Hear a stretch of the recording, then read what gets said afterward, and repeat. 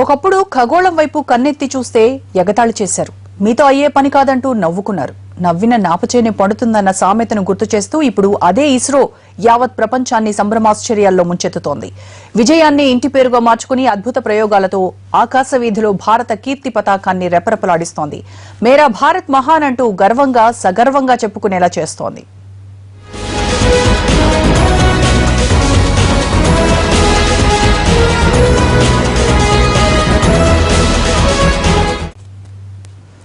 ఇప్పటికే ఎన్నో చారిత్రక విజయాలను తన పేరిట లెక్కించుకున్న ఇస్రో మరో అద్భుత ప్రయోగానికి తెరతీస్తోంది. ఇస్రో ఘనతను ప్రపంచం నలుదిశలా చాటేందుకు పిఎస్ఎల్వి C-34 సిద్ధంగా ఉంది. రేపు ఉదయం 9:25 నిప్పులు చిమ్ముకుంటూ నింగిలోకి దూసుకుపోనుంది రాకెట్.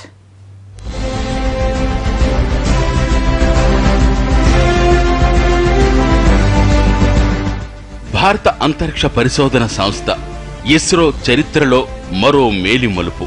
గగనతనంలో ఒక ఘనతను ఎప్పటికే జగద్విదితం చేసిన ఇస్రో మరో కీర్తి శిఖరాన్ని చేరుకోబోతోంది. ఒకటి కాదు, రెండు కాదు, ఏకంగా ఒకేసారి 20 ఉపగ్రహాలను నింగిలోకి పంపనుంది. అందుకే యావత్ భారతదేశమే కాదు, ఇప్పుడు ప్రపంచం మొత్తం ఇస్రో వైపు చూస్తోంది. అద్భుత ప్రయోగాలతో అంతరిక్ష చరిత్రలో సువర్ణాధ్యాయాన్ని లిఖిస్తున్న ఇస్రో జోరుని చూసి అగ్రదేశాలు సైతం ఆశ్చర్యపోతున్నాయంటే అతిశయోక్తి కాదు.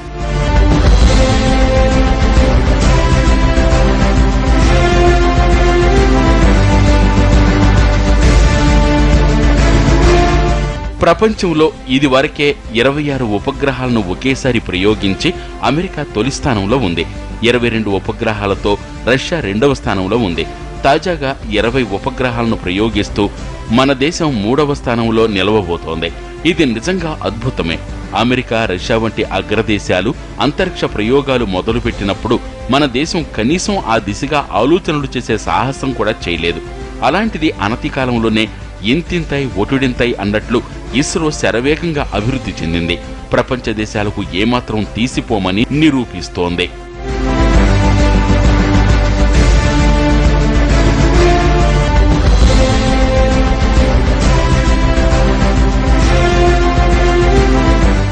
వాణిజ్యపరంగా 4 దేశాలకు చెందిన 17 ఉపగ్రహాలతో పాటు 3 స్వదేశీ శాటిలైట్లను నింగిలోకి పంపనుండటంతో ఇస్రో ఈ ప్రయోగాన్ని అత్యంత ప్రతిష్టాత్మకంగా చేపట్టింది. అందుకే అత్యధిక విజయాలను అందించిన పిఎస్ఎల్వి రాకెట్ నే మరోసారి నమ్ముకుంది. ఈ 20 ఉపగ్రహాలను భూమికి అతి దగ్గరగా ఉన్న సన్ సింక్రోనస్ ఆర్బిట్ లో ప్రవేశపెట్టనుంది పిఎస్ఎల్వి C-34 రాకెట్. ఈ శాటిలైట్ అక్కడి నుంచి భూమి మీద జరిగే మార్పులను చిత్రాలు తీసి పంపిస్తాయి.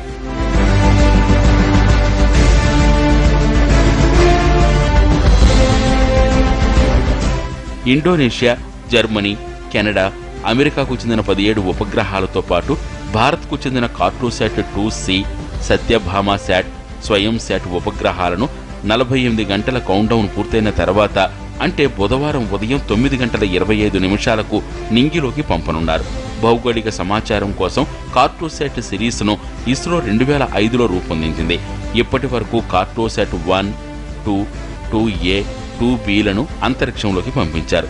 తాజాగా పంపుతున్న కార్టోశాట్ 2C 727 కిలోల బరువుంది. ఇందులో అమర్చిన అత్యంత శక్తివంతమైన ఫ్యాంక్రోమాటిక్ అండ్ మల్టీ స్పెక్ట్రల్ కెమెరా భూమిని పరిశోధిస్తూ ఛాయాచిత్రాలు తీసి పంపుతుంది. వీటి ఆధారంగా పట్టణ, గ్రామీణాభివృద్ధి, తీర ప్రాంతపు భూముల సమాచారంతో పాటు సాగునీటి పంపిణీ, రోడ్ నెట్వర్క్ సమాచారం తెలుస్తుంది.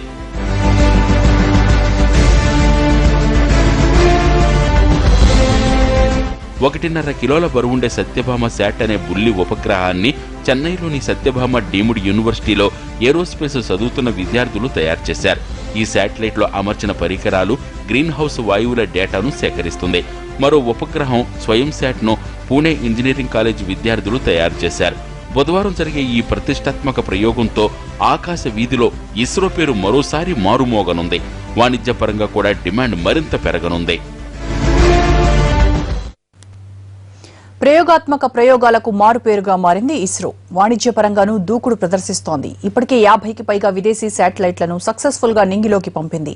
అగ్రదేశాలకు కూడా సాధ్యం కాని రీతిలో అతి తక్కువ ఖర్చుతో అద్భుతాలు చేస్తోంది. అందుకే ఇప్పుడు ప్రపంచ దేశాలన్నీ మన ఇస్రో వైపు చూస్తున్నాయి.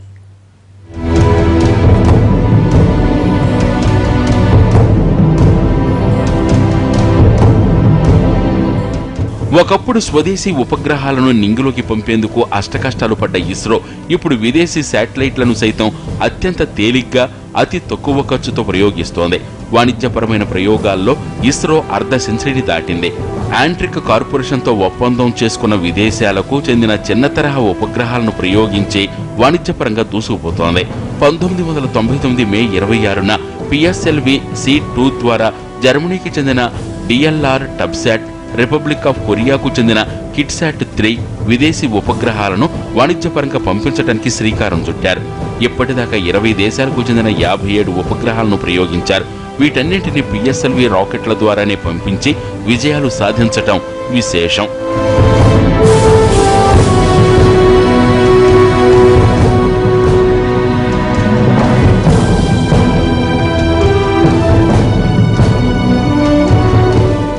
ప్రయోగాత్మక ప్రయోగాలు నిర్వహించడంలోనూ ఇస్రో సత్తా చాటుతోంది. ఇటీవల చేపట్టిన reusable launching vehicle technical demonstration ప్రయోగం ఇందులో ఒకటి. తొలి ప్రయత్నంలో విజయం సాధించి సత్తా చాటింది. అమెరికా, రష్యా, జపాన్ వంటి దేశాలు ఇప్పటికే ఈ పునర్వినియోగ అంతరిక్ష వాహక నౌక పరిజ్ఞానాన్ని పరీక్షించి ఫలితం సాధించాయి. అయితే తొలి అడుగులోనే భారత్ అద్భుతం చేసింది. 300 కోట్లు ఖర్చు కావలసిన చోట కేవలం 100 కోట్ల వ్యయంతోనే ప్రయోగం పూర్తి చేసింది. అంతేకాదు, రెక్కలున్న వాహక నౌక ద్వారా మరే దేశం చేయని ధైర్యాన్ని కూడా చేసింది.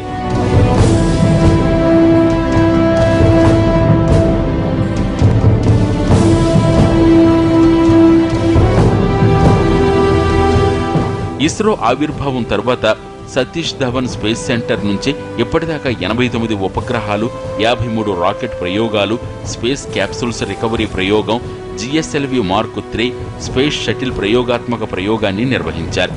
53 ప్రయోగాల్లో 46 ప్రయోగాలు విజయవంతమయ్యాయి. ఇందులో 34 విజయాలు PSLV రాకెట్ల ద్వారానే కావడం విశేషం.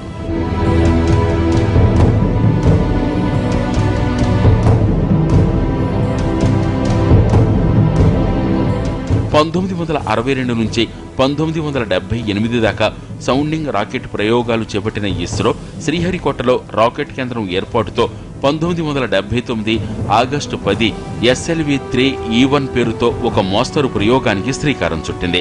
దురదృష్టవశాత్తు ఆ ప్రయోగం విఫలమైంది. ఆ వెంటనే 1980 జులై 18న చేపట్టిన SLV-3 E2 ప్రయోగం విజయవంతమైంది.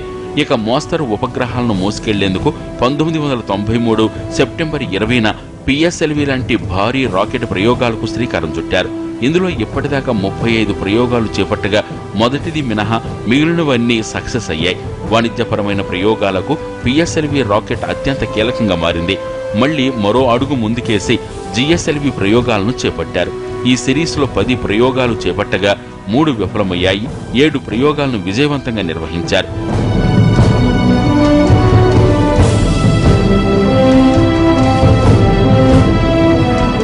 ఇస్రోకే తలమానికమైన చంద్రయాన్ 1, మంగళయాన్ లాంటి గ్రహాంతర ప్రయోగాలు ఇవి మొదటి ప్రయత్నంలోనే దిగ్విజయం కావడం ఇస్రో సత్తాకు నిదర్శనం.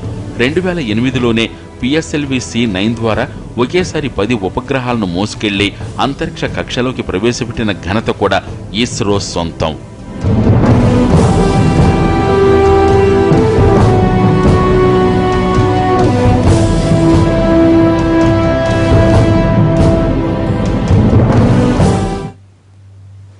ఇస్రో ప్రయాణం ముళ్లబాటతోనే మొదలైంది. సరిగ్గా తన కాళ్లపై తాను నిలబడలేని రోజుల్లో భారత్ అంతరిక్షం వైపు చూడటంపై అంతా ఆశ్చర్యం వ్యక్తం చేశారు. ఆ బుడిబుడి అడుగులే ఇప్పుడు సరికొత్త రికార్డులు నెలకొల్పుతున్నాయి. ఆర్యభట్టతో మొదలైన ఇస్రో ప్రస్థానం చంద్రయాన్, మంగళయాన్ వరకు చేరింది.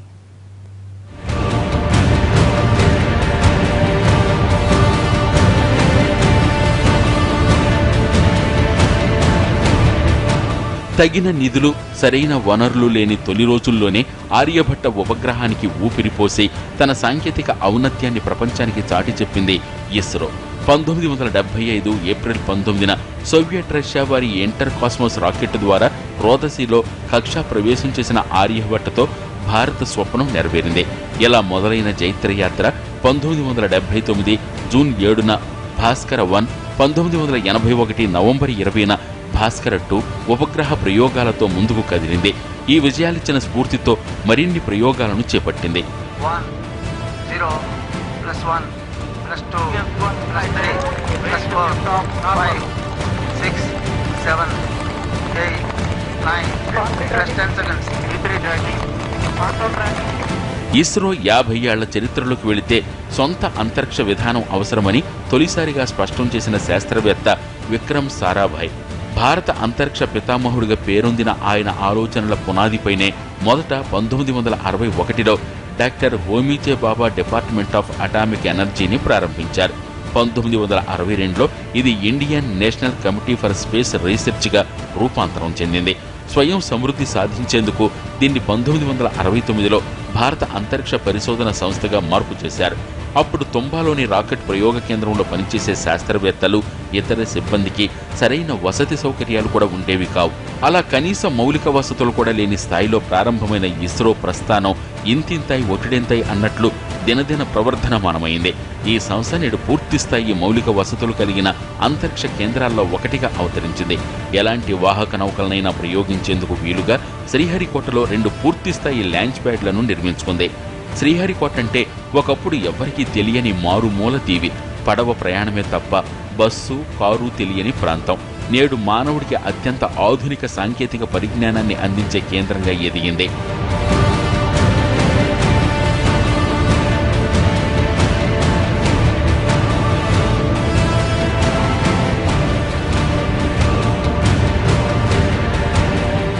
అంతరిక్ష పరిజ్ఞానం ద్వారా ఇస్రో దేశ ప్రజలకు అనేక విజ్ఞాన ఫలాలను అందుబాటులోకి తీసుకొచ్చింది.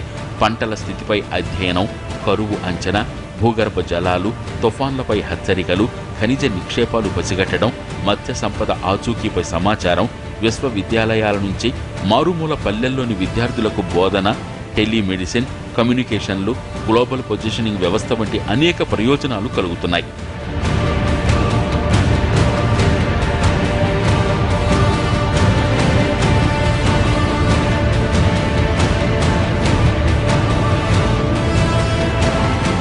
అయితే పొరుగునే ఉన్న చైనాతో పోలిస్తే మాత్రం అంతరిక్ష పరిశోధనల్లో మనం చాలా వెనుకబడే ఉన్నామని చెప్పాలి.